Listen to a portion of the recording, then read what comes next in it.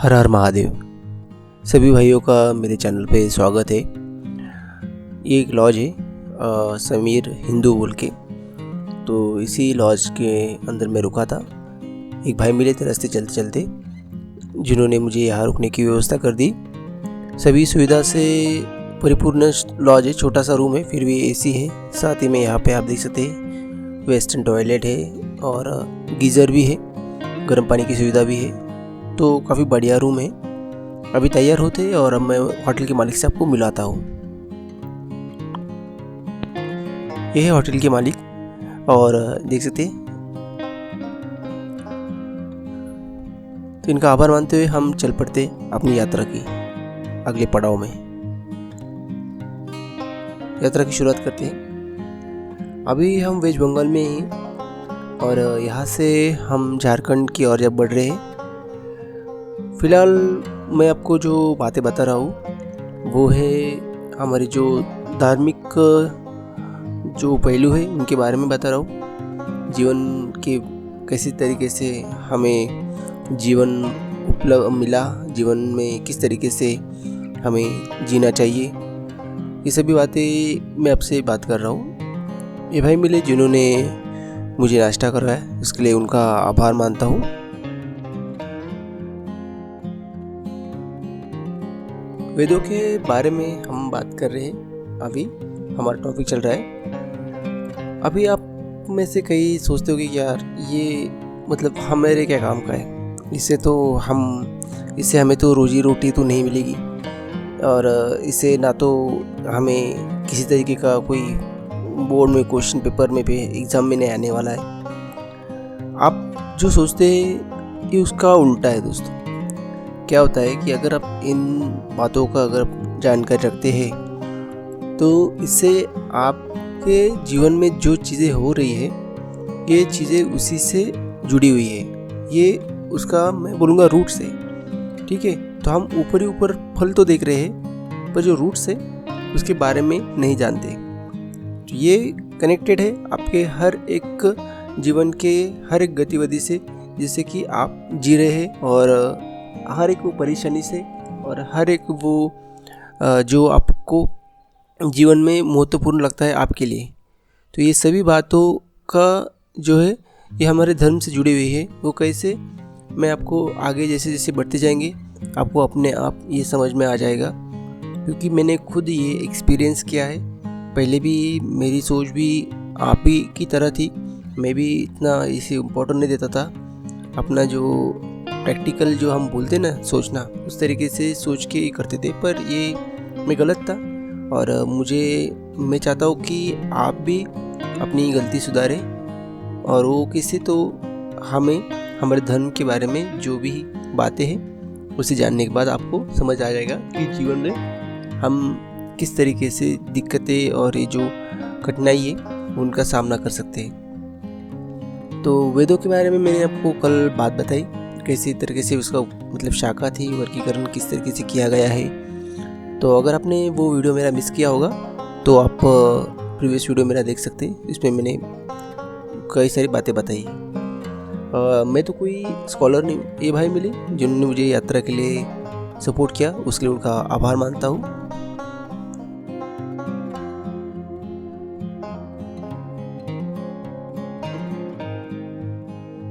तो ये बात है कि हम बात कर रहे हैं कि अभी वेदों में जो मैंने बताए थे, 4 वेद बताए थे, तो जो ऋग्वेद है उसके बारे में थोड़ी सी बात कर लेते हैं। तो ऋग्वेद जो है, ऋग्वेद में मैंने बोला कि जो प्रेज किया जाता है, जो स्तुति की जाती है, जो नेचुरल एलिमेंट है उनके बारे में, जैसे कि अग्नि हो, जल हो, वायु हो, सौर, तो ये सब चीज़ें होती है जिसकी स्तुति की जाती है।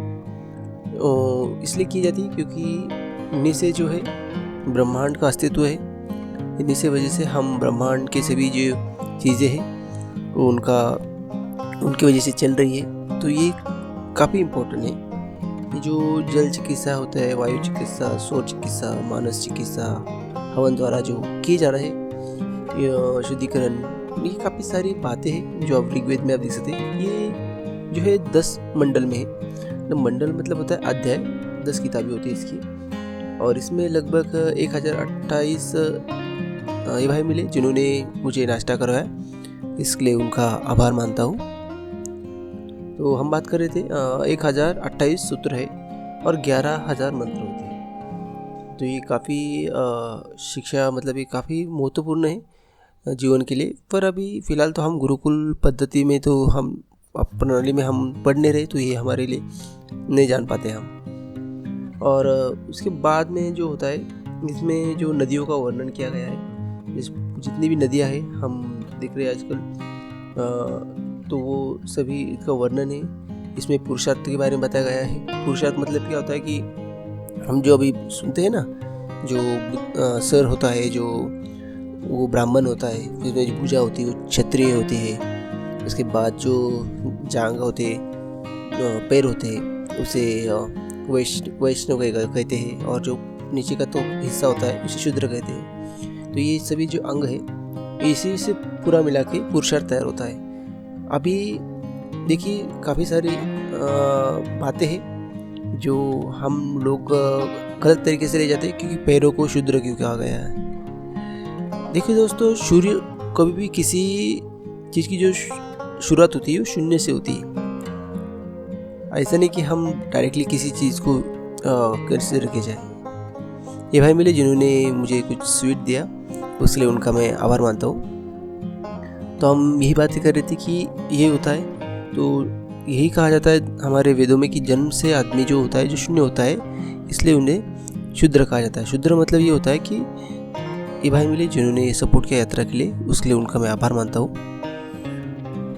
हाँ, तो हम बात कर रहे थे कि शूद्र के बारे में, मतलब शूद्र जन्म से हर एक शूद्र होता है, इसमें हमारा लिखा गया है। शूद्र कोई एक तरीके की मतलब सुनने में हमें थोड़ा अजब लगता है ये वर्ड, पर ऐसा नहीं कि वो उस तरीके से जो हम लेते सोचते हैं। शूद्र मतलब होता है जो शून्य है, जिसकी शुरुआत हुई है, जो शुरुआत है, जो बिगिनिंग कर रहा है, उसको शूद्र कहा जाता है। तो वो स्टेप बाय स्टेप होता है। तो जो हम जिस तरीके से हमारा इसे वर्ण व्यवस्था कहते हैं, जिस तरीके से हम लोग, ये भाई मिले जिन्होंने मुझे नाश्ता कराया, साथ ही में स्वीट भी दिया, उसके लिए उनका मैं आभार मानता हूँ। तो ये बात है जो मैं आपको बोलना चाहूँगा कि शूद्र मतलब ये होता है। ये बातें काफ़ी गलत तरीके से लिया जाता है समाज में, खास करके जो हमारे दलित वर्ग है उनके लिए कहा जाता है शूद्र वगैरह। तो ये सब गलत है। ऐसा शास्त्रों में किसी तरीके धर्म, हमारे जो वेद है उनमें इस तरीके का कोई भी उल्लेख नहीं है कि किसी एक वर्ग के लिए ये कहा गया है। ये सभी के लिए कहा गया है। सभी जितने भी मनुष्य जो है, जीव है, मनुष्य जो, उनको सभी के लिए ये संबोधित किया गया है। तो इस वर्ग से हम जो 4 वर्ग बने हुए हैं समाज में, वो ये सभी वर्ग अपनी तरीके से अपनी समाज के लिए अपना एक सहयोग करते, और तैसे ही समाज चलता है। तो इसमें कोई भी ऊंच नीच नहीं, उल्टा शास्त्रों में जो शूद्र है उनको ज़्यादा प्राथमिकता दी हुई है हर बात में, क्योंकि उनको जो है बेस है समाज का। तो उसकी वजह से समाज टिका हुआ है, उसके ऊपर खड़ा हुआ है समाज।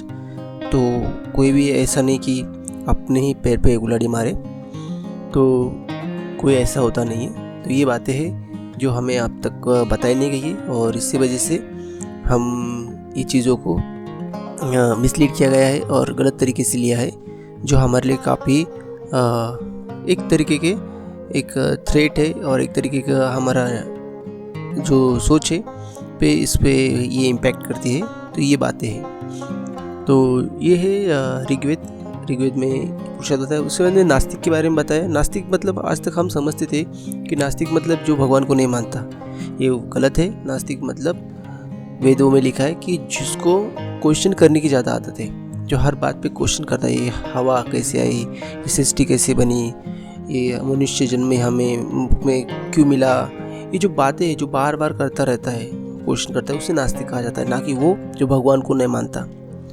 अगर ये भगवान है तो क्यों है, भगवान पे मतलब ऐसा, मतलब हर एक जो क्वेश्चन सवाल उठाता है भगवान पे, तो उसे कहा जाता है नास्तिक। तो आज तक हमने यही सुना कि नास्तिक मतलब भगवान को न मानने वाला। ये गलत है। जो क्वेश्चन करता है वो नास्तिक होता है।